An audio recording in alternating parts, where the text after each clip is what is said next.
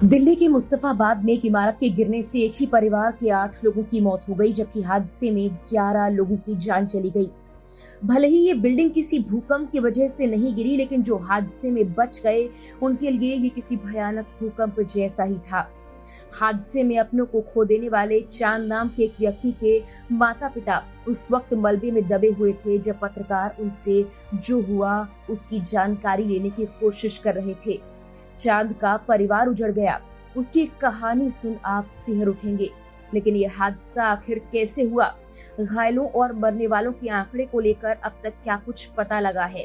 जिन्होंने अपनों को खो दिया, उन्होंने इस हादसे के बारे में क्या बताया है, ये सब कुछ आपको इस वीडियो में हम बताने वाले हैं। तस्वीरों में खंडहर में तब्दील हो चुकी ये 20 साल पहले बनी इमारत शुक्रवार रात ढह गई। हादसा तब हुआ जब सब गहरी नींद में सोए हुए थे। नहीं, कोई भूकंप नहीं आया था, बस तेज बारिश और आंधी तूफान आ रहा था और अचानक शनिवार सुबह 2 बजे के बाद ये इमारत गिर गई। इस हादसे में चांद का परिवार खत्म हो गया। चांद बेबस था, वो खुद घायल था, लेकिन उसी बीच कुछ पत्रकार उससे बार बार सवाल करने की कोशिश कर रहे थे। तब वसीम ने अपने साले चांद से बात करना चाह रहे पत्रकारों को दूर भगाने की कोशिश करते हुए कहा वो खबर सुनने के लिए तैयार नहीं है।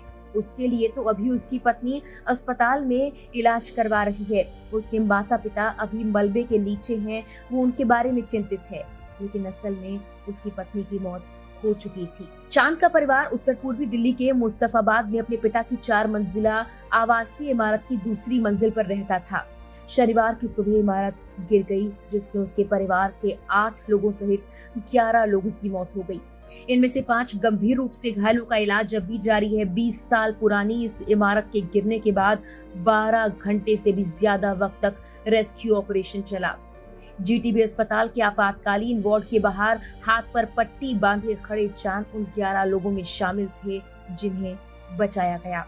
शाम तक तो उन्हें इस बारे में पता ही नहीं चल पाया था कि कौन बच गया है, कौन मर गया है, उनके परिवार में क्या कोई जिंदा रह गया है। सुबह करीब 3:30 बजे जब वसीम को इस हादसे के बारे में जानकारी लगी थी, तो वो यूपी के सिंगौली में अपने घर से भागा निकला। उसने कहा, मैं ट्रेन में सवार होकर जल्दी से जल्दी यहाँ पहुंचा और मुझे अपनी बहन की मौत की खबर सुनने का भी समय नहीं मिला। मुझे चांद का ख्याल रखना है, वो ठीक नहीं है। चांद ने 2020 के उत्तर पूर्वी दिल्ली दंगों में अपने एक बड़े भाई आस मोहम्मद को खो दिया था। शनिवार को हादसे में उनकी पत्नी के अलावा उनके पिता तहसीन जो कि 60 साल के थे, उनके दूसरे बड़े भाई नजीम 30 साल के, भाभी शाहिना, भतीजे अनस और अफान, भतीजी आफरीन और एक दूर के रिश्तेदार इशाक जिनकी उम्र 75 साल थी, उन सभी की मौत हो गई। चांद की मां जीनत अब भी अस्पताल में जिंदगी और मौत के बीच जूझ रही है। इंडियन एक्सप्रेस की रिपोर्ट्स के मुताबिक इमारत की पहली मंजिल पर रहने वाले एक और परिवार ने अपने 2 प्रियजनों को खो दिया। घटना में मारे गए 2 भाई दानिश जिनकी उम्र 21 थी और नावेद 17 साल के थे, अपने माता पिता शाहिद और रेहाना और अपनी बहन नेहा के साथ रहते थे। शाहिद और रेहाना को गंभीर चोटों के साथ जीटीबी अस्पताल भर्ती करवाया गया, जबकि उनकी बेटी को दोपहर छुट्टी दे दी गई। स्थानीय लोगों ने बताया कि उसने ही माता पिता को समय रहते बाहर निकाला, लेकिन वो भाइयों की मदद नहीं कर पाई। अपनी बहन रेहाना की हालत के बारे में अपडेट के लिए लाइन में खड़े अहमद ने मीडिया से बात की। 40 साल के अहमद ने कहा, मुझे सुबह मेरी भतीजी का फोन आया। उसने कहा, मामू जल्दी आ जाओ, घर गिर गया है। मैं सीधे अस्पताल आया और पता चला कि मेरे भतीजे मर चुके हैं।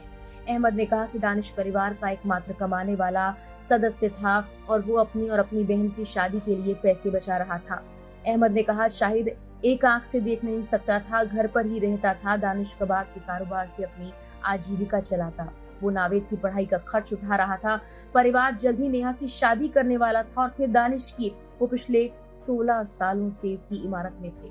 हादसे के वक्त पड़ोस में रहने वाले लोगों ने भूकंप के झटके जैसे महसूस होने की बात कही और कहा उनकी नीचे की मंजिल हिल रही थी। यहाँ रहने वाले रेयान ने कहा कि हमें लगा हमारे घर पर कुछ गिरा है, लेकिन जब हमने बाहर देखा तो पाया कि बगल की पूरी इमारत मलबे में तब्दील हो गई। एक और निवासी सलीम अली कहते हैं कि सीवर का गंदा पानी सालों से इमारत की दीवारों में रिस रहा है और समय के साथ नमी ने इमारत को कमजोर कर दिया, जिससे दीवारों में दरारें पड़ गई। इस वजह से हादसा हुआ है। 4 से 5 इमारतों की कंडीशन अब भी इसी तरह खतरनाक है। एनडीआरएफ के डीआईजी मोहसिन शाहिदी ने कहा कि मुस्तफाबाद हादसे को पैनकेक कोलैप्स कहते हैं। इस तरह के हादसों में बिल्डिंग के फ्लोर एक के ऊपर एक गिर जाते हैं, जहां बचने की संभावना बहुत कम होती है। ये भीड़-भाड़ वाला इलाका है, इसलिए मलबा हटाने का काम चुनौतीपूर्ण हो गया। जगह की कमी के चलते भारी मशीनरी का इस्तेमाल नहीं हो सका। घंटों रेस्क्यू चला।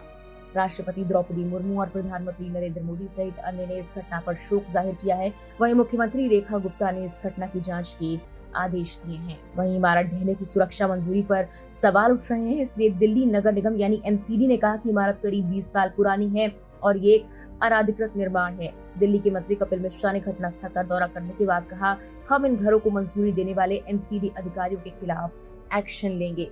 फिलहाल के लिए इस वीडियो में इतना ही।